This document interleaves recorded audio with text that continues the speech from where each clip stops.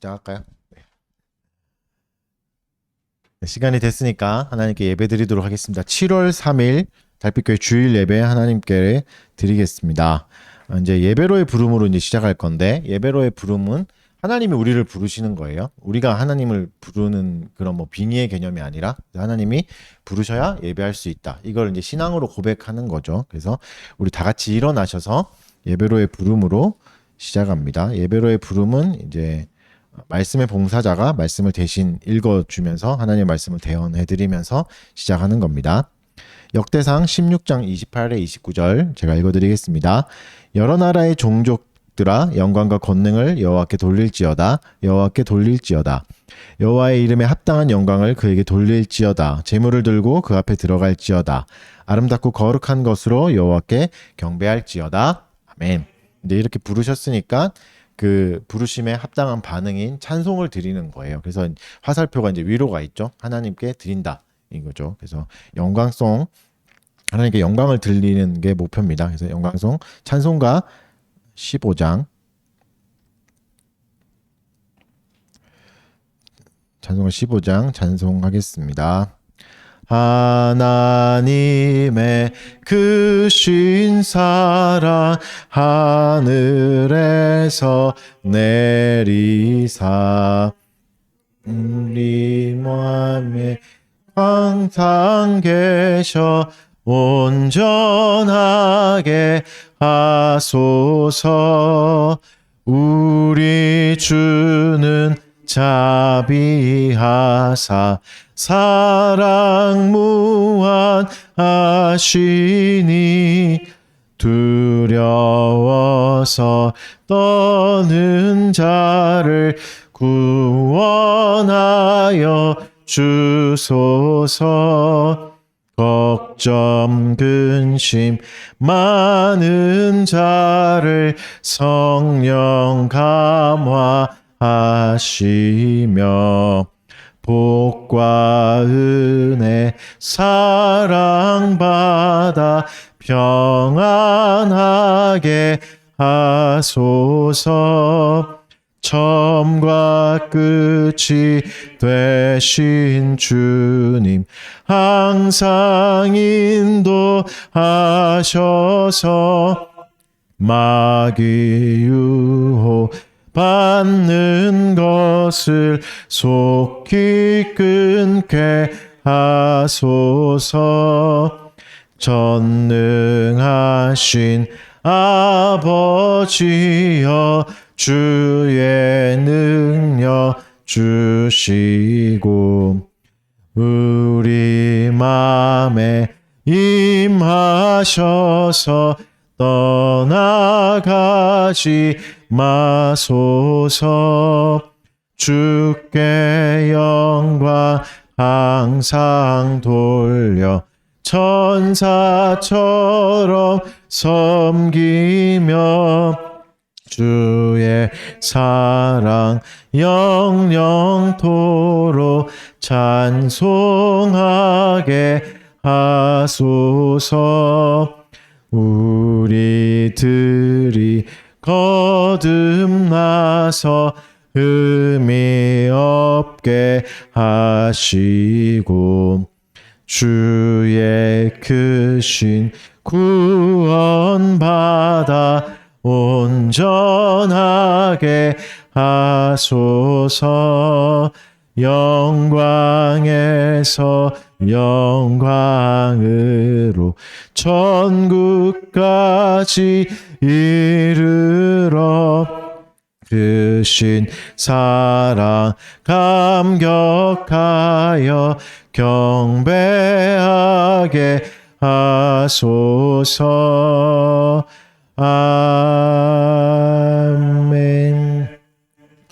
네, 계속 자리에 일어나셔서 이번에는 신앙을 고백합니다. 찬송을 했고 또 하나님의 신앙을 고백하는 시간. 이 시간은 이제 내가 믿는 하나님이 어떠한 분인가가 핵심이고 신앙 고백의 사실 핵심은 삼위일체 하나님을 고백하는 겁니다. 내가 삼위 하나님을 믿습니다. 하나님도 하나님이요, 성부 하나님도 하나님이요, 성자 하나님도 하나님이요, 성령 하나님도 하나님입니다를 고백하는 거죠. 그래서 이제 꼭 사도신경으로만 할 필요는 없고, 그래서 나중에는 좀 바꿔볼 것도 있는데, 이제 그 역사 안에서 이제 내려왔던 신앙 고백들이 있어요. 뭐 아타나시우스 신경 뭐 이런 것들도 있거든요. 그것도 비슷해요, 구조가. 사도신경과 똑같이 이제 다 삼위일체 하나님을 고백하는. 요 시간은 하나님이 고백하는 겁니다. 내가 믿는 하나님이 어떤 분인가 하는 시간. 그래서 우리는 사도신경으로 우리의 신앙을 고백하도록 하겠습니다. 찬송가 제일 앞에 있는 사도신경 하겠습니다. 시작. 전능하사 천지를 만드신 하나님 아버지를 내가 믿사오며 그 외아들 우리 주 예수 그리스도를 믿사오니 이는 성령으로 잉태하사 동정녀 마리아에게 나시고 빌라도에게 고난을 받으사 십자가에 못 박혀 죽으시고 장사한 지 사흘 만에 죽은 자 가운데서 다시 살아나시며 하늘에 오르사 전능하신 하나님 우편에 앉아 계시다가 저리로서 산 자와 죽은 자를 심판하러 오시리라. 성령을 믿사오며 거룩한 공회와 성도가 서로 교통하는 것과 죄를 사하여 주시는 것과 몸이 다시 사는 것과 영원히 사는 것을 믿사옵니다. 아멘. 자리에 앉으시고 이제 시간은 교리문답을 하는 시간입니다. 이제 요 시간은 이제 찬송을 하고 신앙을 고백하고 보통은 역사 안에서는 이제 말씀을 읽는 시간으로 갖기도 했습니다. 이렇게 성경을 쭉 읽는 거죠. 그래서 한 단락 정도씩 해서 설교까지는 아니지만 해설하면서 한 단락 쭉 읽어서 한 몇 년 이렇게 하면 일독을 할 수 있겠죠. 예배 시간에 말씀을 읽는 시간으로 이제 쓰기도 했던 거고, 당분간은 우리가 이제 십계명을 좀 살펴보려고 해요. 우리가 처음 시작할 때도 십계명을 했었죠. 10가지 계명을 간략하게 이제 했었고, 조금 이제는 좀 미세하게 자세하게 들여다보려고 합니다. 그래서 교리문답을 통해서 십계명의 서론부터 보고 1계명이 뭔가, 2계명 이렇게 해서 이제 소요리문답도 보고 대요리도 보고 뭐 하이델베르크까지도 이제 볼 생각이에요. 그래서 교리문답이 말하는 계명이 뭔가 해서 요 시간에는 이제 계명을 좀 잘 새기시는 시간이 됐으면 좋겠고, 결국은 외워야 됩니다. 이게 외워야 되고 뭘 말하는가는 알고 있어야 되는 거고, 그리고 이제 그렇게 살지 못했던 나의 본성을 대해서 회개하고 반성하는 시간도 가져야 되는 거죠. 그래서 이제 여기서 이제 죄의 공적인 고백으로 이어지는 거죠. 그래서 우리 이 시간은 교리문답 하겠습니다. 오늘은 소유리문답, 웨스트민스터 소유리문답 41문부터 44문까지 볼 거고, 요거는 이제 십계명 서론입니다. 십계명이 뭔가를 설명하는 분이니까 제가 문을 읽고 여러분이 답을 읽어주시면 됩니다. 시편 찬송가 제일 뒤쪽에 있죠. 부록에 찾으셨죠? 대요리도 있고 소요리도 있는데 소요리 문답입니다. 41문, 그 도덕의 법칙이 요약되어 나타난 곳은 어디입니까? 42문, 십계명의 강령은 무엇입니까?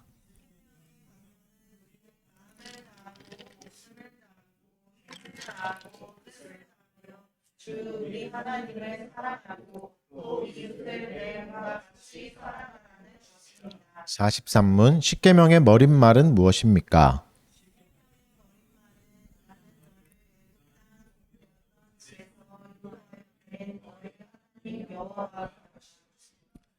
44문, 십계명의 머릿말이 우리에게 가르치는 것은 무엇입니까? 우리에게 가르치는 것은 하나님께서 주가 되시고 우리의 하나님이시며 구속자이시므로 우리는 마땅히 그의 모든 계명 지켜야 하는 것입니다. 아멘. 이 시간은 죄의 공적인 고백을 하는 시간입니다. 네, 지난번 예배 때는 우리가 일어났다가 했는데, 뭐 일어났다 앉았다는 사실은 뭐 큰 의미를 두자면 이제 하나님 앞에 경외함을 갖자 이런 의미도 있는 거고, 요 리듬인데 예배에 이제 좀 불편함을 두는 거죠. 일어났다 앉았다고 하면서 좀 묵상하게 되는 뭐 그런 게 목적이고, 요 리듬을 계속 바꿉니다. 왜냐하면 이제 어떤 예배 순서든 익숙해지면 나태해지거든요. 그래서 그 의미를 잃어버려요. 그래서 이제 요 리듬을 좀 바꾼 거예요. 그래서 죄의 공적인 고백을 하는 시간이고, 죄의 공적인 고백은 나와서 이제 죄 고백하는 그게 아니라 우리가 이렇게 다 같이 모였을 때 하나님 앞에서 우리의 자신을 돌아보는 시간이죠. 그래서 예배 때 이게 왜 중요하냐면 오늘도 설교 때 얘기하겠지만 겸손은 자기를 예리하게 보는 겁니다. 그러니까 자신의 약점과 뭐 죄악들도 보는 거고, 그래서 은혜가 필요한 거고, 그래서 구원받았다는 걸 또 보는 거고, 은혜가 필요한 걸까지 가는 게 목적이죠. 그래서 제일 공적인 고백은 이제 자신의 존재를 반성하는 시간, 또 하나님의 말씀을 어겼던 걸 반성하는 시간이고, 또 한 주간의 또 죄악들 생각나는 것들, 또 모르게 짓는 죄악들도 있잖아요. 그런 시간을 회개하는 시간입니다. 그래서 기도라기보다는 뭐 기도에 가깝게 하시는 것도 좋고, 뭐 이제 고백하는 시간이어서 하나님 앞에 고백한다 생각하시면 되고, 이제 굳이 소리를 낼 필요는 없고, 뭐 소리를 내셔도 되고, 그래서 이제 각자의 그거에 맞춰 드리잖아요. 그래서 이제 한 1분 정도의 시간을 드릴 거고, 묵상하셔도 되고, 이제 소리를 내는 이유 중에 하나가 우리가 또 소리를 안 내면 잠들 수가 있잖아요. 또 그런 것도 있습니다. 그래서 이제 그런 거가 있고, 소리를 내면서 나의 영혼에게 들려주는 거죠. 내 자신에게 외치는 거죠. 나의 죄악들 반성하고 은혜가 필요한 것을 다시 보는 시간입니다. 우리 죄의 공적인 고백 한 1분 정도 갖도록 하겠습니다.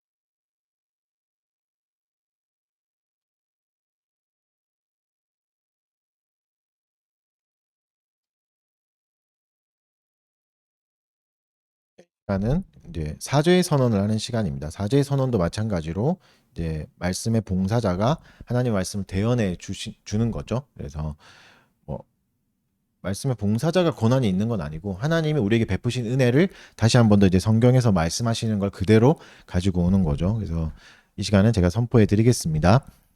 악인은 그의 길을, 불의한 자는 그의 생각을 버리고 여호와께로 돌아오라. 그리하면 그가 긍휼히 여기시리라.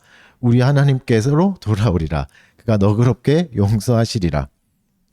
죄송합니다. 네. 구글이 켜져가지고 죄송해요.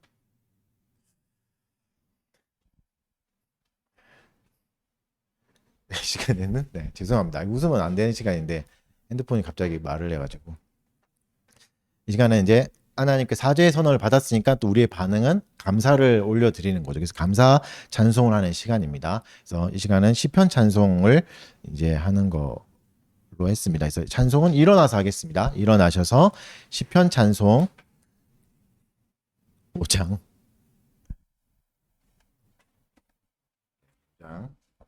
시편 2편 찬송하겠습니다. 세상 나라 군왕들은 왜 분노하는가?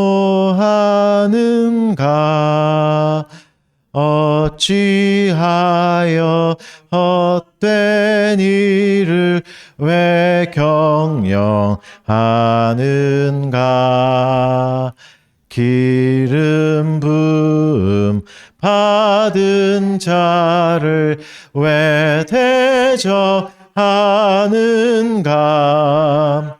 주의 결박 그의 맨 것 왜 끊으려는가? 하늘에 계신 주께서 비웃으시리라. 주의 노를 바라시며 책망하시리라.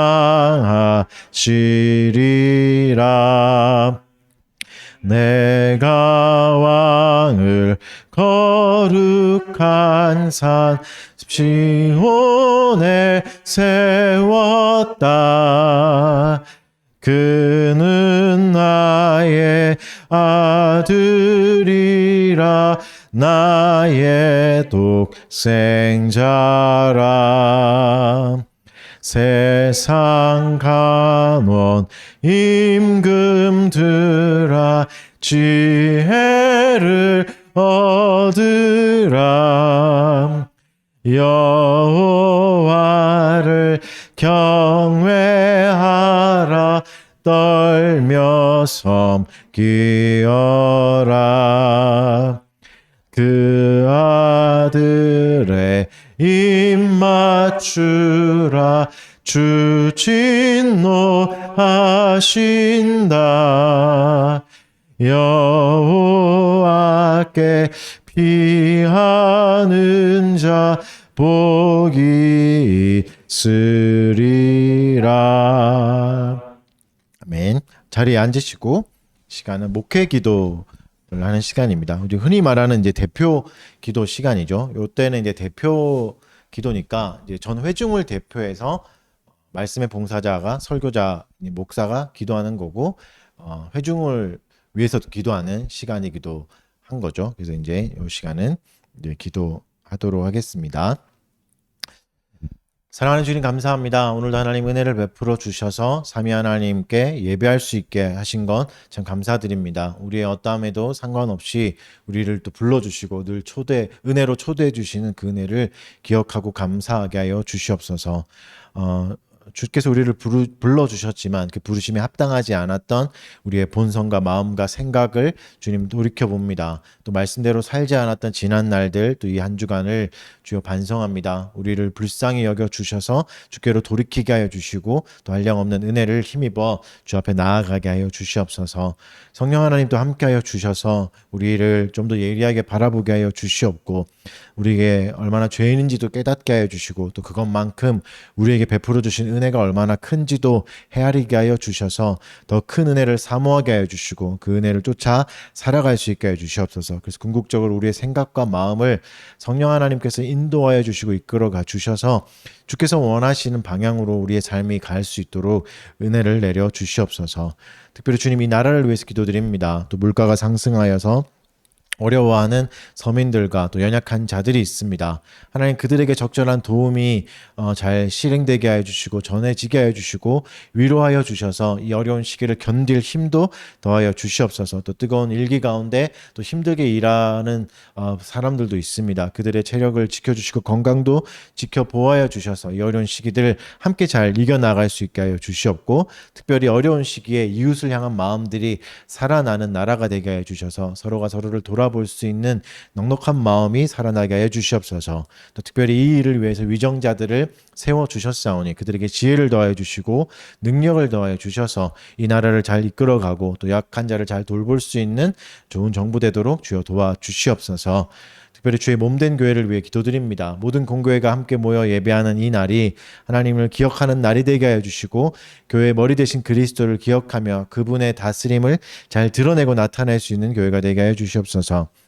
특별히 모든 교회에서 선포되는 말씀에 은혜를 더하여 주시고 모든 교회가 성도를 잘 양육하고 이끌어갈 수 있고 섬길 수 있는 좋은 교회가 되도록 은혜를 내려 주시옵소서. 또 특별히 함께 예배하고 있는 달빛교회 가운데도 함께하여 주셔서 주께서 베풀으신 은혜를 함께 누리고 나눌 수 있게 하여 주시옵소서. 달빛교회에 소속된 교우들을 위해서 기도드립니다. 또 새로운 직장에서 생활하는 직장인들이 있습니다. 주여 그 새로운 길 걸음 가운데도 함께하여 주시고 또 두렵고 떨리고 어색하고 이 힘든 시간들을 잘 버티게 하여 주시고 이겨나가서 하나님 또 주님 부르신 자리에서 또 잘 열매 맺을 수 있도록 은혜를 내려 주시옵소서. 또 졸업을 앞둔 학생이 있습니다. 새로운 길을 열어주시옵고 또 하나님이 원하시는 좋은 만남들도 허락하여 주셔서 좋은 직장에서 좋은 사람들 많이 만나서 많이 배울 수 있게 하시고 또 주님 주신 사명을 어디서든지 잘 감당할 수 있도록 도와주시옵소서. 또 한 주간도 열심히 일하고 돌아온 직장인들이 있습니다. 어떤 자리에서 어떤 모습으로 부르셨던지 간에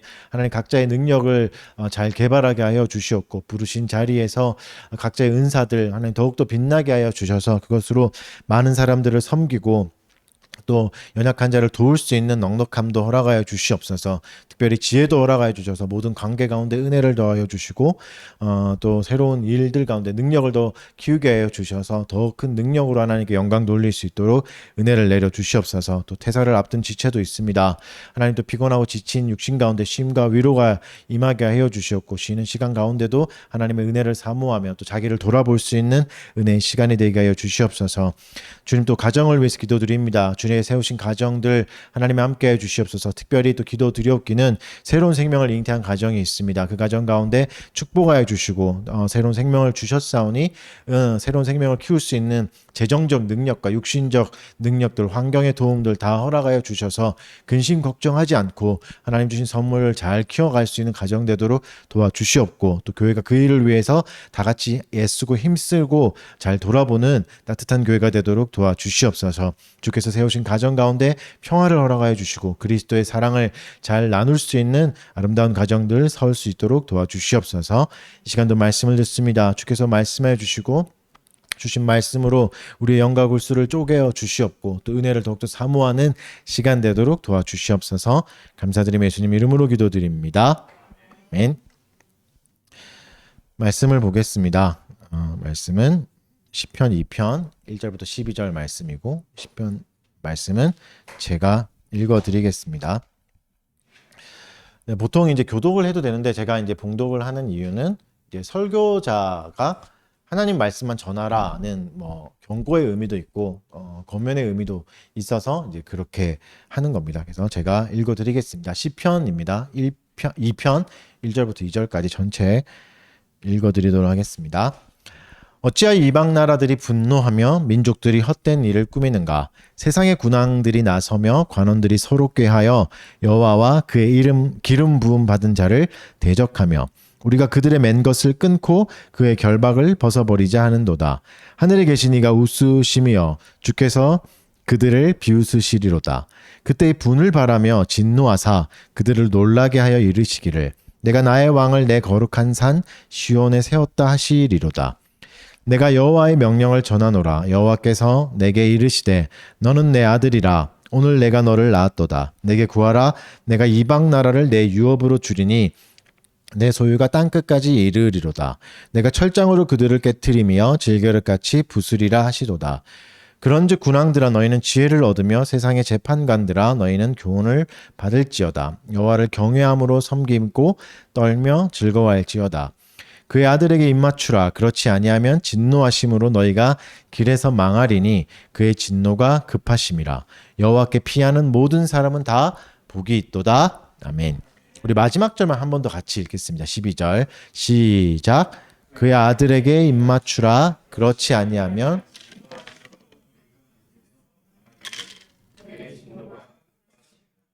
여호와께 피하는 모든 사람은 아멘. 네, 오늘은 시편 2편을 보겠습니다. 철장으로 깨트리라 라는 제목 가지고 말씀 전하도록 하겠습니다.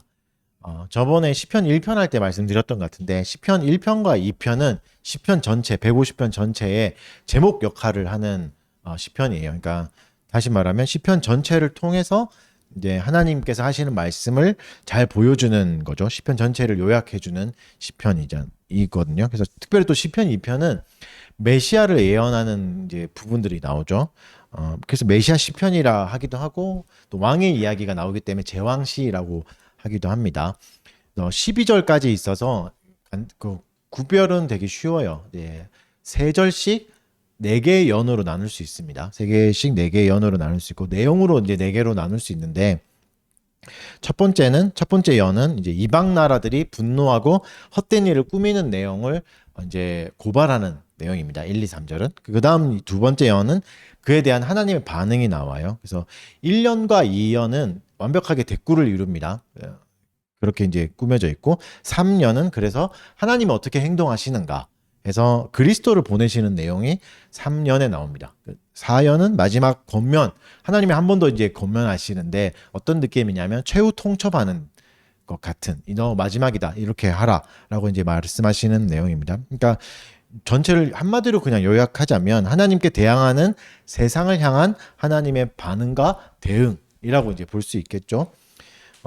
그래서 이제 불의한 세상을 우리가 살아가는 사람이잖아요. 그래서 우리에게 좀 중요한 내용이고 가까이 두어서 계속 살펴야 되는 내용입니다. 한번 살펴보도록 하겠습니다. 먼저 1절과 3절은 이제 이방 나라들에 대한 고발의 내용들이 나와요. 그들이 하는 일은 분노하고 헛된 일을 꾸민다. 이렇게 얘기하는 거죠. 이방 나라들과 민족들이 이제 꾸미는 헛된 일을 무엇이라고 말하죠? 2절에서 이렇게 설명해 주죠. 그 내용을. 여호와와 그의 기름 부음 받은 자를 대적하는 것. 여호와 하나님하고 하나님이 세우신 기름 부어서 세우신 자를 대적하는 것. 기름 부음 받은 자는 이제 왕이잖아요. 왕과 제사장, 선지자가 이제 기름 부음 받는 직분이잖아요. 구약에 나오는. 그중에 이제 여기서는 이제 1차적으로는 기름 부음 자 하면 다윗을 말하겠죠. 다윗이 기름 부음 받았으니까 왕이 되었으니까. 그러니까 다윗을 좀 생각해 보면 다윗의 대관식을 잘 알고 계시죠. 사무엘이 어느 날 다윗의 집에 찾아와서 다윗에게 기름을 부어 주잖아요. 그러니까 사무엘 혼자 찾아와서 다윗의 집에 찾아와서 기름을 부으니까 아무도 모르는 거죠. 그가 왕이 되었는지 가족만 알 뿐이고 가족도 무슨 사실 어떤 의미였는지도 모를 수 있는. 그러니까 다윗 왕의 정체성은 거기서부터 시작된 겁니다. 아무도 본 적 없는 대관식. 아무도 본 적 없는 대관식에서 시작한 거죠. 그러니까 하나님이 세우셨습니다. 그러나 아무도 본 적이 없죠. 증인은 없죠. 그런데 결국은 왕이 되는 거죠. 왕이 되는 과정은 순탄치 않았죠. 여러분이 잘 아시다시피 우리가 잘 알다시피 온갖 고난을 다 겪었습니다. 심지어 왕이 된 후에도 계속해서 고난이 이어졌죠. 오늘 본문에서는 이제 그의 괴로움이 잘 드러납니다. 그러니까 왕이 되면 좀 편할 것 같은데 그나마 좀 고난이 줄어들 것 같은데 그래도 공격을 받고 있는 거죠. 다윗은 왜 이렇게 공격을 받고 있을까? 그가 무모하고 또 무리하게 권력을 잡으려고 왕이 되려고 해서 그런 건가? 그렇지 않죠. 물론 이제 그의 인생에 뭐 모든 걸 다 잘했다고 할 수는 없겠지만 그래도 하나님 앞에 합당한 자, 합한 자라는 칭찬을 들었던 사람 아닙니까? 그러니까 다윗은 하나님의 부르심에 순종한 거죠. 하나님의 왕으로 세우신 부르심에 순종한 거죠. 반응한 거죠. 그러니까 여기서 이제 우리가 알 수 있는 게 하나님께 순종한다고 한 것은 마치 이런 겁니다. 세상을 이제 반하는 일이 되기도 하는 거죠. 물을 거꾸로 거슬러 오르는 것 같은 때가 있습니다. 그런 느낌이 될 때도 있는 거죠. 물을 반대로 거슬러 오른다고 할 때 어떻게 되죠? 모든 게 방해가 됩니다. 물 속에 있는 모든 것들이 나를 방해하는 거죠. 다윗의 삶이 이랬죠. 그는 세상이라고 흘러가는 그 물을 거꾸로 거슬러 오르는 사람이었죠. 근데 다윗도 편할 수 있었죠. 어떻게 하면? 같은 방향으로 흘러가 버리면. 세상이 흘러가는 방향대로 흘러가면 그게 어떤 거죠? 복수하면 복수하고 뭐 사울 죽일 기회 있을 때 죽여버리고 하면 되는 거죠. 물이 흘러가는 방향으로 가면 괜찮을 겁니다. 물론 그렇게 순간순간 간 적도 있었죠. 물이 흘러가는 방향으로 간 적도 있었지만 대체적으로 전체 인생을 보면 계속 반대로 갔었던 사람이잖아요. 그러니까 세상의 방식대로 살아갔으면 훨씬 공격은 줄어들었을 겁니다. 우리도 그렇죠. 하나님의 말씀을 듣고 순종하려는 순간, 말씀대로 살아보려고 하는 순간 모든 것이 방해가 될 수 있습니다. 물을 거슬러 오르는 것 같습니다. 어딜 가도 쉽지 않습니다. 반대에 부딪힙니다. 가장 큰 게 뭐냐면 자기 자아에 부딪힙니다. 내 자아가 그것을 반대합니다. 십계명대로 한번 살아보려고 양심적으로 한번 노력해 보십시오. 내 자아가 반대합니다. 세상에 반대하기 전에 내가 싫어요. 그것을 싫어요. 계명을 지키는 게 싫잖아요. 얼마나 괴로운 일입니까? 다윗도 알았죠. 그게 괴로운 일이고. 그리고 이방 나라와 민족들도 이제 알고 있었던 거죠. 그래서 이제 그들은 뭘 하죠? 3절에서 이렇게 얘기하죠. 그들의 맨 것을 끊고 그의 결박을 벗어버리자. 이렇게 말합니다. 벗어버리자. 이게 너무 괴롭다. 이거 좀 벗어버리자. 이렇게 하는 거죠. 말씀대로 사는 게 힘드니까. 하나님이 제시하신 방향으로 가는 게 너무 어려우니까. 근데 생각해 봅시다. 무엇이 그들을 매이게 했고 그들을 결박했는가? 그러면 우리의 신앙도 그런가도 한번 생각해 봤으면 좋겠습니다. 우리의 신앙은 어떻죠? 우리의 삶을 매이게 하고 있습니까? 결박하고 있습니까? 사실 뭐 그런 부분이 없지 않아 있죠. 있죠. 그런 부분, 결박을 하는 부분도 있죠. 가장 배고픈 시간에 또 예배해야 되고, 멀리서도 와야 되고, 시간을 또 내야 되고, 공부도 해야 되고, 뭐 그런 게 있겠죠. 달빛교회에서 신앙생활을 한다고 생각해 보면. 근데 결국은 그게 뭐죠? 율법이죠. 우리가 왜 그렇게 하는 거죠? 예배를 드리고 공부를 하고 하는 게 율법대로 살려고, 하나님의 계명대로 살려고, 살아보려고 노력하려고 하는 거잖아요. 그러니까 하나님의 법대로 살아가려고 하는 것은 우리의 삶을 제한하기도 합니다. 우리의 존재를 제한하기도 하는 거죠. 우리의 존재가 부딪히기도 하는 거죠. 우리는 죄 짓는 게 편하니까 화내는 게 편하지 용서하는 게 편하지 않잖아요. 복수하는 게 편하지 참아주고 기다려주는 게 어렵잖아요. 그러니까 말씀대로 살아갈 때 우리는 오히려 뭘 보냐면 우리의 자아를 예리하게 보게 됩니다. 여러분, 이게 우리의 자아를 예리하게 보게 된다는 건 사실 생각보다 어려운 일입니다. 거의 다 자기를 못 봐요. 그래서 예수님도 말씀하시죠. 네 눈에, 남의 눈에 그건 보지만 네 눈에 들보는 못 본다. 이렇게 하는데 지금 자기를 예리하게 본다는 건 쉽지 않습니다. 꽤 좋게 보거나 꽤 나쁘게 보거나 하여튼 좀 이상하게 왜곡되게 자아를 인식하게도 하는 거죠. 그리고 자아를 본다는 게 왜 어렵냐면 그건 또 괴로운 일이기도 해요. 나의 벌거벗은 모습을, 나의 그냥 자아의 민낯을 본다는 건 스스로만 알잖아요. 나의 추함과 나의 그 악함들을 아무도 모르는 거를, 그건 굉장히 괴로운 일이죠. 그래서 말씀대로 사는 건 쉽지 않은 일입니다. 우리의 죄악의 본성 때문에 그렇고, 그러니까 고통이 있는 거죠. 세상을 거꾸로 오르는 일이고 나의 자아를 계속해서 부딪히는 일이기 때문에 괴롭죠. 그래서 이방 나라들은 이걸 벗어나려고 하는 거죠. 아예 벗어나려고 하는 거죠. 그래서 그 기름 부음 받은 자도 대적하는 거고, 이 기름 부음 받은 자가 다윗뿐만이 아니라 또 예표하는 게 있죠. 다윗이 전체 인생을 통해서 예표하고 가리키는 분 예수 그리스도죠. 그리고 세상은 또 그 기름 부음 받은 자, 두 번째 가리키는 그리스도도 대적하지 않습니까? 대적합니다. 근데 사실 생각해 보시면 그리스도는 자유를 주신 분, 주로 오신 분이잖아요. 진리를 알지는 너희가 진리가 너희를 자유케 하리라. 자유를 주러 오신 분인데 매이게 하시는 분인가 한번 생각해 볼 얘기죠. 그러니까 다시 또 본질적인 질문이죠. 신앙생활은 그리스도를 쫓아가는 삶은 우리를 진짜 숨막히게 하는가? 사실은 반대예요. 성경이 말하는 건 반대죠. 그리스도가 없다면 오히려 매입니다. 그리스도가 없다면 오히려 결박됩니다. 성경에도 얘기하죠. 뭐 성경을 얘기하기 전에 뭐 1차원적 인간이라는 책이 있습니다. 뭐 비평 이론가로 유명한 마르쿠제라는 사람이 이제 쓴 책인데 저도 이제 읽어보진 않았는데 뭐 다른 책에서 인용한 걸 재인용하는 건데 이런 말을 했어요. 자유인이 되기 위한 첫 번째 조건은 노예 상태에 있으면서 자유롭다고 생각하는 환상에서 벗어나는 거다. 그러니까 자유로운 사람, 자유민이 되려면 자기가 노예 상태에 있는 걸 깨달아야 된다. 이런 말을 하는 거죠. 이게 무슨 맥락에서 한 거냐면 자본주의의 약점과 맹점을 이제 꼬집으면서 얘기한 거거든요. 너희가 자유가 있다고 생각하지만 결국 매여 있지 않냐, 뭐 이런 얘기를 하면서. 근데 영적인 일에도 좀 적용해 볼 수 있는 거죠. 성경이 비슷한 얘기를 하니까 사실 우리가 마귀에게 매여 있잖아요. 사탄에게 매여 있으면서 그것을 모르고 자유롭다고 생각하는 거죠. 성경의 증언을 들어보면 히브리서 2장 15절 유명한 말씀이죠. 읽어드릴게요. 또 죽기를 무서워함으로 한평생 매여 종노릇하는 모든 자들을 놓아주려 함이니. 우리 안에 있는 두려움과 공포가 원동력이 돼서 일하게 되는데 그게 뭐죠? 죽음에 대한 두려움입니다. 종노릇한다. 결국은 뭐죠? 사망 권세를 붙잡고 있는 사탄에게 붙잡혀 있다. 이런 얘기를 하는 거죠. 그러니까 예수님이 말씀하시는 인간의 상태는 뭐죠? 진단 내리시는 상태는 마귀에게 매여 있다. 한평생 종노릇하고 있다. 자기를 한 번도 돌아보지 못하면서 그렇게 산다. 이런 종의 수준으로 사는 인간들에게 하나님이 법을 주시는 거죠. 하나님의 율법을 주셔서 그 법을 지키며 살 때는 수준이 어떻게 되는 거죠? 하나님 수준의 삶이 되는 거죠. 하나님이 원하시는 삶의 수준을 누릴 수 있는데, 영위할 수 있는데, 물론 우리의 죄악 때문에 한계는 있겠지만 높은 수준의 삶을 살 수 있는데 안 하는 거죠. 그걸 매인다고 생각하는 거죠. 그렇죠? 그리고 이것들도 우리가 못 지키니까, 율법을 다 못 지키니까 그리스도까지 보내주시는 거죠. 보내주셔서 그것을 실행할 수 있게 도와주시는 건 아닙니까? 그러니까 결국은 그리스도는 왕 되시기 위해 오셨고 우리의 왕이 되신다는 건 우리를 억압하고 매이게 하는 게 아니라 오히려 자유케 하게 하려 오신 것이죠. 근데 사람들은 그것을 싫어하죠. 우리의 본성도 그렇습니다. 뭐 사람들까지 갈 필요 없이 뭐 저도 그렇고 다 그렇잖아요. 십계명은 우리를 하나님 수준의 삶으로 인도합니다.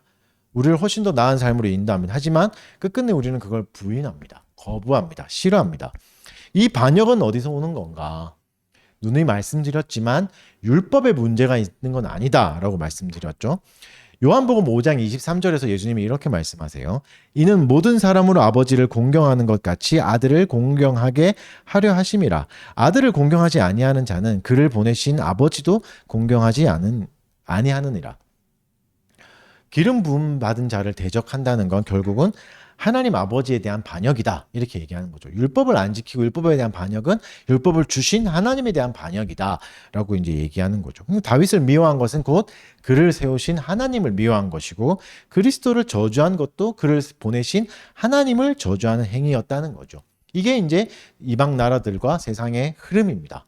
이 흐름을 얘기하고 그러면 이제 하나님이 이 배은망덕한 행위에 대해서 어떻게 반응하신가를 봐야 되겠죠. 그래서 두 번째 연으로 가면 이 반역성에 대해서 굉장한 반역성이잖아요. 이것에 대해서 하나님은 무섭게 반응할 것 같잖아요. 근데 그렇지 않습니다. 4절에서 하나님의 반응이 나옵니다. 우리 시편 2장 4절을 같이 읽어보겠습니다. 시작.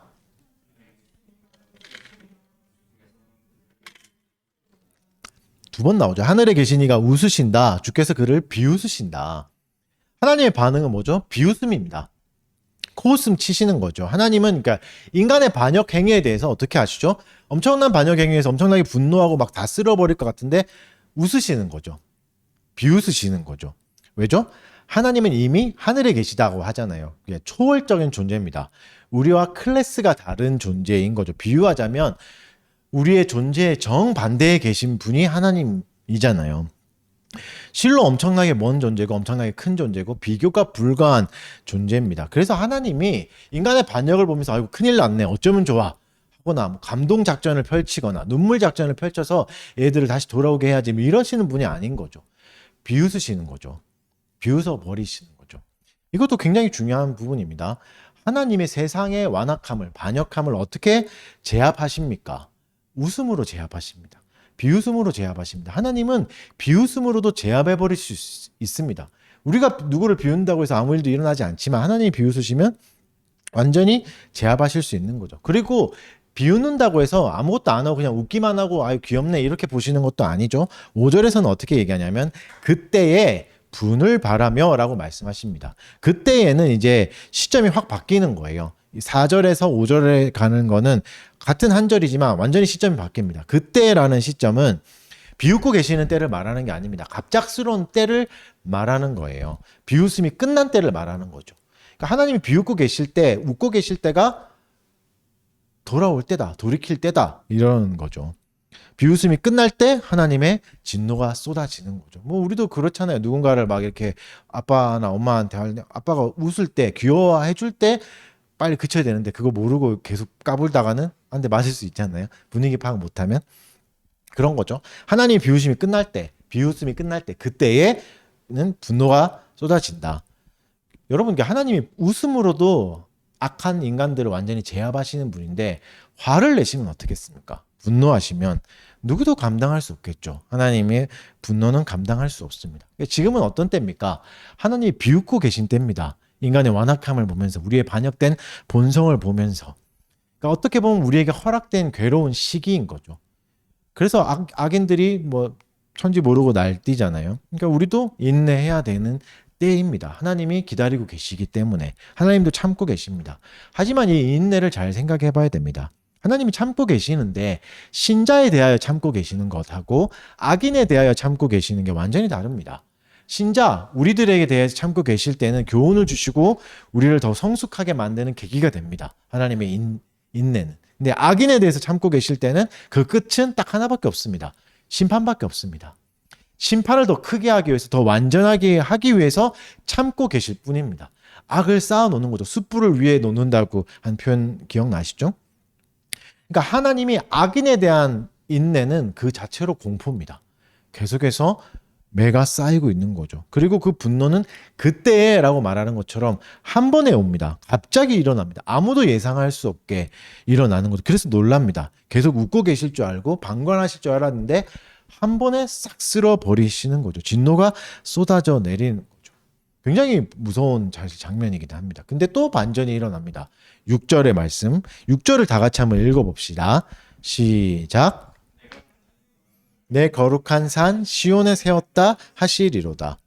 나의 왕을 세웠다 이렇게 얘기하시죠. 분노하시면서 하시는 말씀이 뭐죠? 너 죽여버리겠다, 다 쓸어버리겠다, 없애버릴 거다 이게 아니라 나의 왕을 세웠다, 나의 왕을 봐라 이런 얘기를 하시는 거죠. 다윗을 가리키는 말이기도 하고 다윗이 예표하는 그리스도를 가리키는 말이죠. 그러니까 무서운 심판을 얘기하실 것 같은데, 다 쓸어버릴 걸 얘기하실 것 같은데 아닙니다.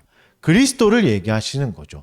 사실은 시점은 분노해야 되는 시점이고 쓸어버려야 되는 시점인데 하나님이 한 번 더 은혜를 베풀어 주시는 거죠. 그래서 1년과 2년은 대꾸를 이룹니다. 1년에서 인간은 결박을 끊어버리려고 했죠. 자유케 하려고 했죠. 그래서 2년에서 하나님은 답을 주시는데 뭐죠? 진정한 자유이신 그리스도를 주시는 거죠. 진정한 복음이신 그리스도를 주시는 거죠. 진짜 자유를 선물해 주시는 거죠. 악한 자에게, 반역하는 자에게 혼내도 모자랄 건데 하나님의 은혜를 베풀어 주시는 거죠. 어떻게 그리스도를 보내주시나, 자신이 사람이 돼서 어떻게 오실 수 있나, 은혜로만 설명 가능한 부분인 거죠. 그러면 이제 이 그리스도가 어떤 분인가, 하나님이 분노하시면서 쏟아내신 그리스도가 어떤 분인가, 어떤 의미인가를 봐야 되겠죠. 그래서 3년으로 이제 가게 되면 본문에서 이제 말하는 그리스도는 어떤 분인가, 본문 안에서 그리스도는 이렇게 묘사되죠. 하나님이 낳으신 분, 너는 나에게서 났다 이렇게 얘기하죠. 그 그리스도는 하나님의 아들이고 또 아들에게 약속을 해주시죠. 이방 나라들이 다 너의 것이 될 것이다. 너의 소유가 될 것이다. 너의 소유가 땅끝까지 이를 것이다. 무슨 말이죠? 세상이 여전히 반항하고 있고 세상이 천지모르고 까불고 있지만 결국 모든 것이 하나님의 소유이고 하나님은 이 소유권을 되찾으실 거다. 반드시 다 되찾을 거다. 그건 땅끝까지, 구석구석까지 다 그렇게 될 것이다 라고 얘기하시고 그리스도를 통해서 이것을 이루시겠죠. 왕을 보냈으니까. 그리고 이것은 이렇게 성취될 거다라고 설명하시면서 구절을 말씀하십니다. 구절을 같이 한번 읽어봅시다. 시작. 철장으로 그들을 깨트리며 질그릇같이 부수리로다. 아멘. 무기가 나옵니다. 그럼 그렇지, 이제 분노하시는 거죠. 심판하시니까 무기를 쓰는 거. 철장이라는 무기를 쓰시죠. 우리가 생각하는 이제 뭐 그런 창 같은 그걸 말하는 거잖아요. 철장이라는 무기를 쓰시고 굴복시킨다고 말하죠. 그러니까 시점을 보면 악인들은 철장을 맞을 때까지 승승장구하겠지만 철장을 맞는 순간 산산이 부서진 거다는 의미도 되는 거죠. 그러니 악인을 부러워하지 마라. 너무 배아파하지도 말고 두려워하지도 마라. 아무리 악인이 강해 보여도 하나님이 철장으로 한 번에 쓸어버리실 거다. 그 악인과 같은 길을 가지 말라고 얘기하시는 거죠. 근데 또 중요한 부분이 있습니다. 철장은 그럼 무엇인가? 그럼 하나님이 이제는 물리적인 폭력을 사용하시는가? 물리적인 무기를 사용하시는가? 사실 본문의 흐름을 보면 그렇지 않습니다. 본문에서 이제 원어로 보면 잘 드러나는 게 뭐냐면 말에 대한 부분이에요. 비웃으신다, 뭐 인간이 반역한다, 이것도 말이라는 언어가 사실 들어가거든요. 그러니까 말로 계속 이렇게 얘기하는 거죠. 그러니까 철장도 물리적인 폭력이나 무기는 아니겠죠. 왜냐하면 그 흐름을 보세요. 하나님이 분노하시면서 보내시는 게 그리스도잖아요. 무기를 안 보내고 군대를 안 보내시고 그리스도를 보내잖아요. 그러니까 세상의 흐름과 세상의 문법과 논법과는 다른 방식으로 심판하고 계시는 거잖아요. 그리스도. 그러니까 철장도 우리가 생각하는 그런 물리적인 폭력은 아닌 거죠. 이건 또 이사야서를 보면 알 수 있습니다. 성경 전체에서 뭐 잘 설명하지만 이사야서 11장 4절을 보면 이해할 수 있습니다. 읽어드릴게요. 공의로 가난한 자를 심판하며 정직으로 세상의 겸손한 자를 판단할 것이며 그의 입의 막대기로 세상을 치며 그의 입술의 기운으로 악인을 죽일 것이며, 뭐라고 얘기하죠? 철장이 여기서는 어떻게 표현되죠? 입의 막대기. 하나님의 입에서 나오는 말씀이겠죠. 그 입의 막대기로 세상을 쳐버릴 거다. 하나님의 입으로. 왜냐하면 세상은 하나님의 입에서 나온 거니까. 빛이 이스라엘에서 시작된 게 이 세상 아닙니까? 입에서 나온 세상이 하나님의 입에서 나온 말씀으로 심판받을 것입니다. 그때 하나님 세상을 판단하시고 심판하시는데 무기로 쓰시는 것은 그 철장은 입의 막대기인 거죠. 모든 말씀인 거죠. 그러니까 결국은 철장은 하나님의 말씀이라고 볼 수 있습니다. 하나님의 말씀은 철퇴와 같은 거죠. 부서뜨릴 수 있는 거죠. 그래서 고린도 후서 10장 4절 5절에서도 바울이 이렇게 얘기하잖아요. 우리의 싸우는 무기는 육신에 속한 것이 아니요 오직 어떤 견고한 진도 무너뜨리는 하나님의 능력이라. 모든 이론을 무너뜨리며 하나님 아는 것을 대적하여 높아진 것을 다 무너뜨리고 모든 생각을 사로잡아 그리스도에게 복종하게 하니. 철장은 이건 거죠. 견고한 진도 하나님의 능력이고 그 능력은 하나님의 말씀인 거죠. 그러니까 하나님의 말씀이 모든 악인을 제압해 버립니다. 우리가 구해야 될 무기는 뭐죠? 하나님의 말씀인 거죠. 사랑하는 여러분, 악한 세상을 대적하고 싶습니까? 불의한 세상을 개혁하고 싶고 작은 돌이라도 던지고 싶으십니까? 개혁의 발걸음을 옮기고 싶으십니까? 그렇다면 하나님의 지혜가 필요한 거죠. 하나님의 말씀이 필요한 거죠. 그래서 우리는 하나님의 말씀을 또 알아봐야 될 것 아닙니까? 그래서 이제 사연으로 갑니다. 마지막 연으로 가죠. 하나님 뭐라고 말씀하시죠? 하나님께 지혜를 얻으라 이렇게 말씀하십니다. 재판관들도 교훈을 받으라 이렇게 말씀하십니다. 하나님의 지혜와 교훈은 하나님의 말씀인 율법이라고 볼 수 있겠죠. 하나님의 지혜와 교훈이 거기에 다 들어있잖아요. 그래서 이제 결국 1년에서 악인들이 풀고 싶은 결박은 율법이라는 결박이겠죠. 하나님의 말씀대로 살아가야 된다는 이런 속박들을 끊고 싶은 거죠. 아까도 말씀드렸듯이 사실 사람을 속박하는 건 마귀의 권세인데 오히려 율법이 우리를 붙잡고 있다고 생각하는 거죠. 그래서 여러분 우리 안에 있는 생각이 어떤 겁니까? 율법대로 살면 손해가 있다고 생각하는 거죠. 피곤해진다. 좀 예배 일찍 나오면 피곤해진다. 생각하는 거죠. 계명을 잘 지키게 되면 하나님을 경외하게 되면 피곤해지고 힘들어진다. 뭔가 손해가 있다 생각하고 나의 자유를 마음껏 펼칠 수 없다 이렇게 생각하는 거죠. 사실 우리는 두려움 때문에 모든 것에 많은 것에 매이게 되잖아요. 또 우리가 직장 상사를 욕하면서 계속 직장을 가는 이유는 이거 그만두면 뭘 할까? 먹고 살 게 사실 없잖아요. 두렵잖아요. 그거에 매여 있는 거잖아요, 결국. 그런데도 우리는 율법에 우리를 붙잡고 있다고 생각하는 거죠. 여러분에게 율법은 어떻습니까? 정말 율법이 우리의 삶을 옥죄고 있습니까? 그러면 율법이 여전히 나를 괴롭히고 있는 도구라면 우리는 어떻게 해야 되는가? 이 질문에 대한 답은 하나님이 주셨죠. 그리스도입니다.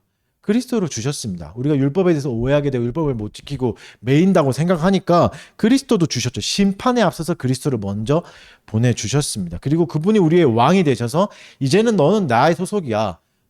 사단의 소속이 아니야 라고 해서 속박을 걷어내 주시는 거죠. 그래서 우리에게는 이제는 왕이 생긴 거죠. 마귀가 우리의 왕이 아니라 예수 그리스도가 우리의 왕이 되신 거죠. 그럼 그 왕에 대해서는 어떻게 반응해야 되는가? 11절을 보겠습니다. 시편 2장 11절 다 같이 읽어보겠습니다. 시작.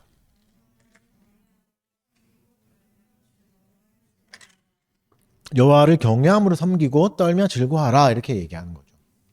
경외함으로 섬기다 이건 뭐 아시겠지만 떨기도 해야 되는 거죠. 떨고 즐거워해야 되는 거죠. 왕을 두려워하는 부분도 있어야 됩니다. 특히 어떤 부분에 두려움입니까? 왕이 너무 무서워요. 왕이 폭력이 있어요. 이런 게 아니라 그 왕을 잃을까봐 두려워해야 되고 그 왕에게 나가지 못하는 것을 두려워해야 돼요. 그리스도에게 나가는 걸 막고 있는 환경이 있다면 그것을 두려워해야 되는 거죠. 왜 자꾸 그리스도에게 나가는 걸 막고 있는가? 왜 난 그리스도에게 멀어지는가? 여러분 예수님이 이 땅에서 두려워하신 게 그거잖아요. 왜 겟세마네 동산에서 물이 피가 되도록 흘리셨죠? 죽음이 두려워서요? 아니요. 그게 아니잖아요. 하나님께 끊어지는 걸 그토록 두려워하고 무서워하신 거잖아요. 그런 것처럼 참된 두려움은 거기서 나와야 됩니다. 하나님께 멀어지는 것, 그리스도께 멀어지는 게 두려워야 됩니다. 돈을 잃어가는 게, 체력을 잃어가는 게, 건강을 잃어가는 게 두려운 게 아니라 인생을 못 사는 게 두려운 게 아니라 그리스도를 잃어가는 거, 우리의 왕에게서 멀어지는 거를 두려워해야 되는 거죠.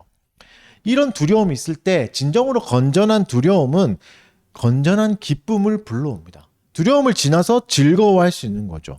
그래서 여러분 이 땅에서는 무해한 기쁨이 없잖아요. 모든 것이 기쁨에 다 유해함들이 다 있잖아요. 말씀드렸듯이. 근데 무해한 기쁨은 여호와를 향한 기쁨이고 그 기쁨은 두려움을 통과했을 때 나오는 겁니다. 하나님의 경외함이 살아났을 때. 그리고 12절에서 하나님은 다시 한 번 더 이것을 권면해 주십니다. 한 번 더 들어봅시다. 12절 같이 읽어봅시다. 시작. 아들에게 입맞추라. 그렇지 아니하면 진노하심으로 너희가 길에서 망하리니 그의 진노가 급하심이라.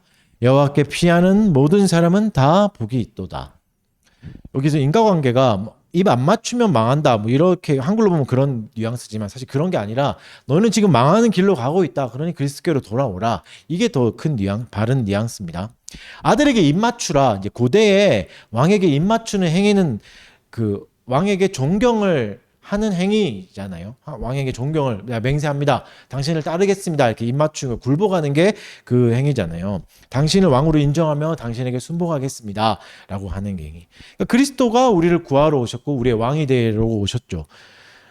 자유로 주신 율법에도 하나님다운 삶을 살기 위해서 주신 율법에도 메인은 우리를 구원하기 위해서 그리스도가 오셨습니다. 자기 몸을 주셨고 자기 안에 머물게 하셨죠. 우리가 할 일은 그리스도를 왕으로 인정하는 거죠. 그분에게 입맞추고 그분을 따르는 거, 그분을 우리의 구원으로 삼는 거. 이거 그러니까 뭐죠? 그리스도를 바라보셔야 됩니다. 그리고 율법을 행하셔야 됩니다. 행해야 하는 거죠. 사랑하는 여러분, 십계명을 지키려고 노력하십시오. 한번 해보십시오. 그러면 어떻게 될까요? 상처가 생길 겁니다. 상처 입을 겁니다. 마음도 상하고 절망할 때도 올 겁니다. 괴로울 때도 올 겁니다. 근데 그래야 합니다. 여러분, 아무런 거침도 없이 아무런 방해도 없이 물길을 거꾸로 오를 수 있다고 생각하지 마십시오. 착각하지 마십시오. 죄악된 세상에서는 대가 없이 이룰 수 있는 게 아무것도 없습니다. 하나님 은혜밖에 없습니다. 우리가 신자가 되고 참된 그리스도인이 되기 위해서는 세상의 방해에 부딪힐 수밖에 없습니다. 우리가 아까 교리문답 했었죠? 하나님이 뭘 명령하셨다고요? 목숨과 힘과 뜻을 다해서. 그 말이 뭐죠? 이거 하다가는 목숨도 잃을 수 있고 힘도 빠질 수 있고 이룰 수 있다는 거 아닙니까? 너의 뜻도 꺾일 수 있다는 거 아닙니까? 그렇게 해야라는 거죠. 여러분, 정말 십계명대로 사는 것이 진정한 자유입니까? 이게 진짜 여러분의 삶을 윤택하게 만듭니까? 그렇다면 실행해야죠. 얼마 전에 이제 최근에 미국에서 이제 낙태법이 폐지됐죠. 낙태법이 폐지됐다는 게 이제 낙태를 마음대로 못하게 하는 거잖아요. 그래서 진보 측에서 난리가 났죠. 이제 어떤 미국에 가서는 시민권 반납하겠다 막 이렇게 얘기하고 뭐 진보 국가들도 막 난리가 났어요. 그러니까 낙태법 폐지가 자유를 올가맨다고 생각하는 거죠.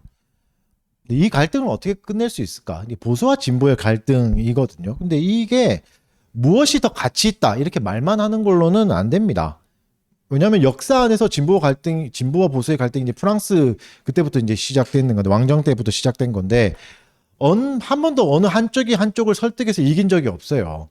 한쪽이 괴멸시킨 적도 없었고, 항상 보수는 있었고, 항상 진보는 있었잖아요. 지금도 그렇잖아요. 그래서 여러분, 하나님의 말씀이 끝낼 수 있잖아요. 그게 답이긴 한데, 하나님의 말씀이 진보의 가치로도 다 담을 수 없고 보수의 가치로도 다 담을 수 없습니다. 말씀이 훨씬 더 큽니다. 정치적 가치로 담을 수 없죠. 그러면 이 논란은 어떻게 끝낼 수 있는가? 자신이 믿는 가치대로 사는 거죠. 말만 하는 게 아니라, 이게 중요해요. 이게 이렇게 가야죠. 말만 하는 게 아니라 그 가치를 위해서 생명을 거는 거죠. 희생을 하는 거죠. 왜냐하면 사람들은 열매로 너희가 하나님의 자녀인 걸 알 거라고 말씀하시잖아요.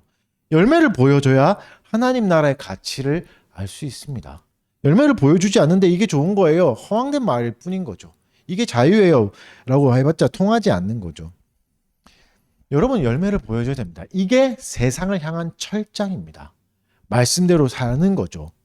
말씀을 듣고 말씀대로 행하는 거죠. 그래서 여러분, 하나님 첫 번째 개혁이 뭡니까? 하나님 앞에 말씀을 듣는 게 개혁의 시작입니다. 말씀을 들어야 되죠. 그리고 그 말씀은 바른 말씀이 선포됐다면 반드시 열매를 맺히게 돼 있습니다. 나무가 열매를 맺는 건 자연스러운 행위지 인위적인 행위가 아니잖아요.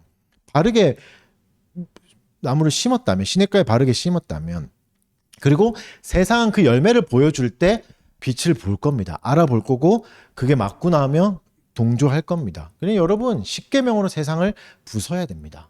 십계명으로 세상을 부수라는 게 뭐 혁명을 일으키라 이런 게 아닙니다. 누누이 말씀드리지만 역사 안에서 혁명을 일으켜서 세상을 깨부술 수 없었습니다. 수많은 혁명이 일어났지만 세상은 여전히 요 모양 요 꼴입니다. 뭐 바꾸지 못했어요. 어떤 혁명도. 우리가 해야 될 건 뭐죠? 말씀을 듣는 겁니다. 이게 굉장히 수동적인 것 같고 아무것도 안 하는 것 같아 보이지만 가장 급진적인 일인 거죠. 우리 내면에서 일어나는 변화가 있는 거죠. 그리고 말씀의 열매를 맺는 거죠. 순종하여 실행하는 거죠. 그리고 이게 뭐죠? 이게 진짜 가치 있는 삶이야라고 내 인생을 통해서 보여주셔야 됩니다. 진짜 말씀대로 사는 게 가치 있는 겁니까? 십계명을 실천하는 게 가치 있는 겁니까? 하나님을 섬기는 게 가치 있는 겁니까? 이웃을 사랑하는 게 가치 있는 겁니까? 그러려면 이 가치 있는 삶을 위해서 돈도 포기할 수 있어야 되는 거죠. 포기하는 것만큼의 크기를 통해서 가치를 보여줄 수 있죠. 뭐 기회비용이라고 하잖아요.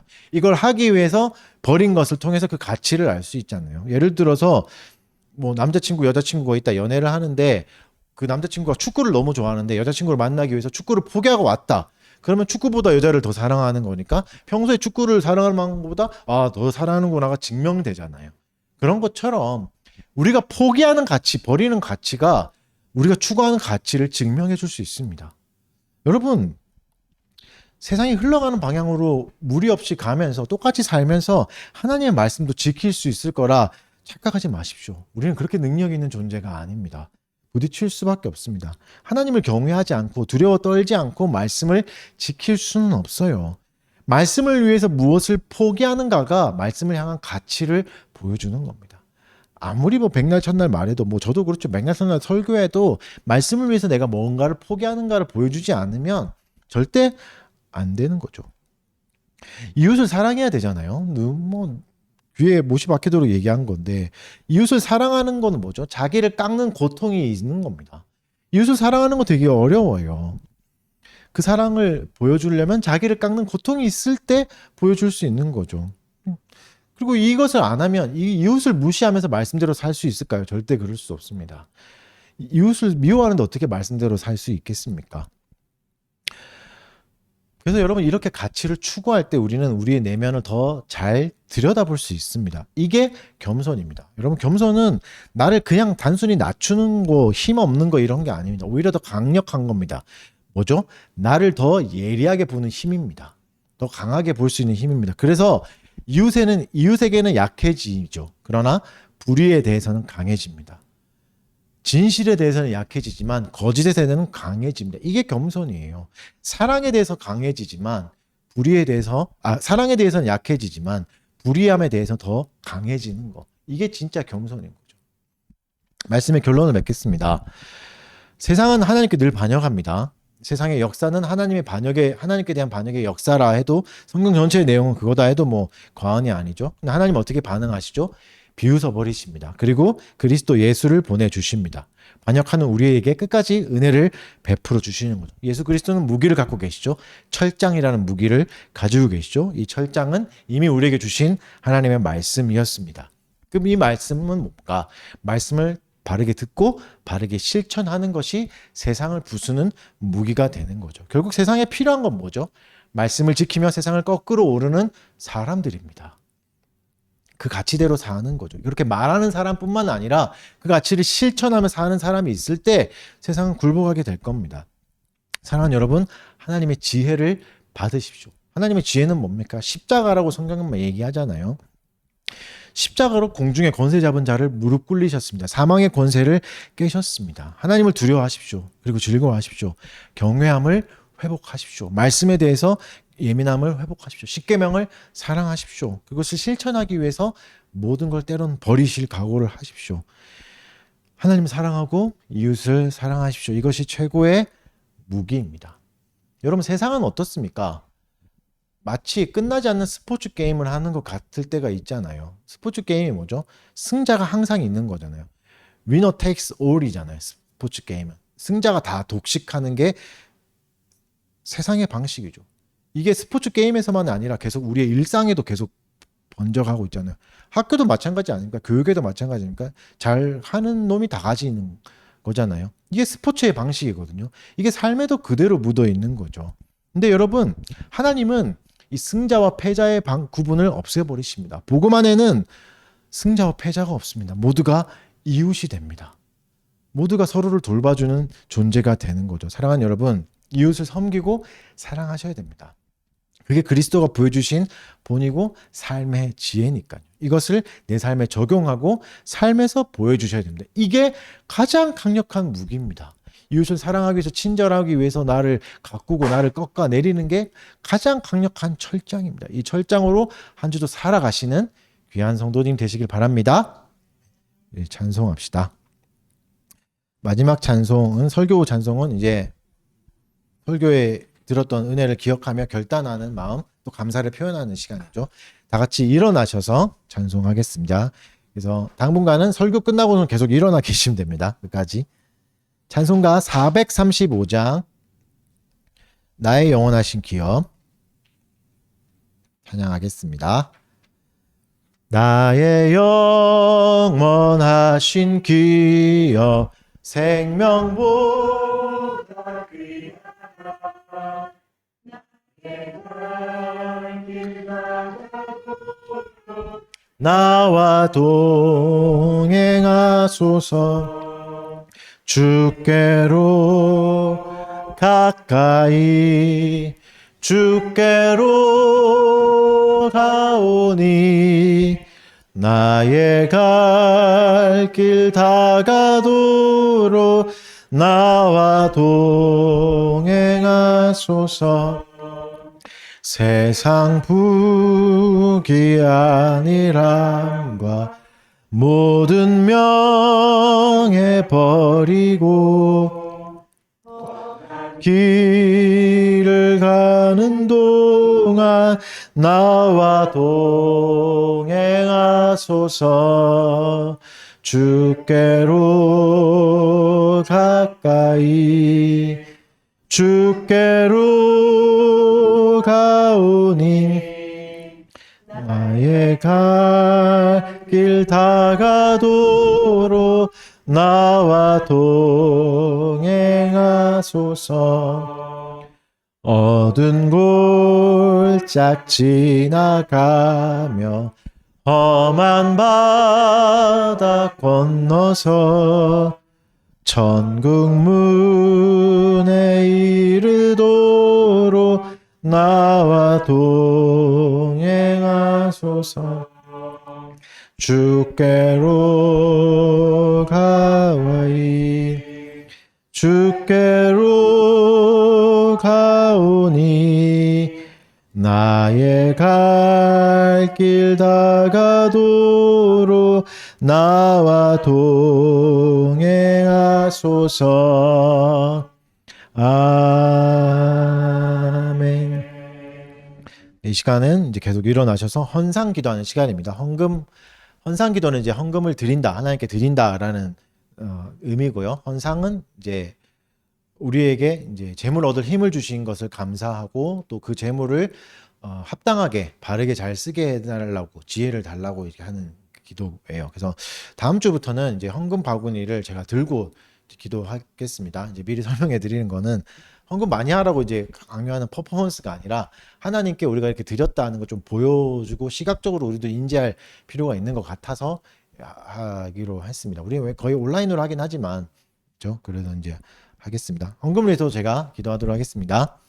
사랑하는 주님 감사합니다. 또 수고롭게 일하고 또 지치게 일하면서 또 주님 주신 귀한 예물들을 돈들을 다 가지지 않고 또 이웃을 위해 교회를 위해 내어놓게 하신 것 감사드립니다. 피곤하고 지친 육신들에게 새 힘과 능력을 더해 주시고 위로하여 주시고 상한 마음들을 하나님 보듬어 주셔서 하나님이 주신 그 은사들 더 개발하게 해 주셔서 하나님 능력을 발휘하여서 또 많은 사람을 이롭게 하고 또 많은 물질로 또 많은 이웃을 섬길 수 있는 귀한 교우들 되도록 도와주시옵소서. 또 이 예물을 잘 쓸 수 있도록 우리에게 지혜를 주시고 따뜻한 마음을 허락하여 주셔서 서로를 잘 돌보고 이웃을 잘 돌보는 교회를 세워갈 수 있도록 지혜를 더하여 주시옵소서. 감사드리며 예수님 이름으로 기도드립니다. 네, 이제 그래서 강복 선언으로 끝내겠습니다. 강복 선언은 쉽게 말하면 블레싱이에요. 복을 선언하는 거죠. 근데 이것도 이제 설교자가 대언하는 겁니다. 흔히 이제 우리가 축도 기도라고 생각하는데 기도가 아니에요. 그러니까 우리가 처음에 예배로의 부름이 선포였잖아요. 그것과 똑같아요. 그래서 우리가 다 눈을 뜨라고 하는 이유가 거기 있는 겁니다. 기도가 아닌 거고. 그래서 기도가 아니기 때문에 멘트가 고정돼 있는 겁니다. 이걸 계속 바꾸지 않아요. 기도를 멘트가 계속 바뀌면 그게 기도가 돼 버리거든요. 그러면 마치 이제 목사가 복을 빌어줘야 복을 받을 수 있다. 오해할 수 있어서 그렇습니다. 그거가 아니라 이제 대언하는 거죠. 하나님 우리를 축복해 주셨습니다라고 이제 해주는 거고 목사가 한 사람 한 사람이 눈을 맞추면서 축복하는 그런 시간이고 하나님 우리를 축복하셨다를 받는 다시 기억하는 시간이고 그걸 가지고 세상으로 나가는 그런 시간입니다. 그래서 손을 왜 드는지 사실 잘 모르겠습니다. 저도. 근데 이건 좀 더 공부해보고 제가 알면 가르쳐 드릴게요. 아마 축복 다 보라 이런 거 아닐까요? 그런 의미인 것 같긴 합니다. 네. 강복선은 알겠습니다. 주 예수 그리스도의 은혜와 하나님의 사랑과 성령의 교통하심이 너희 무리와 함께 있을지어다. 아멘. 네, 자리에 앉으시고 공부하겠습니다.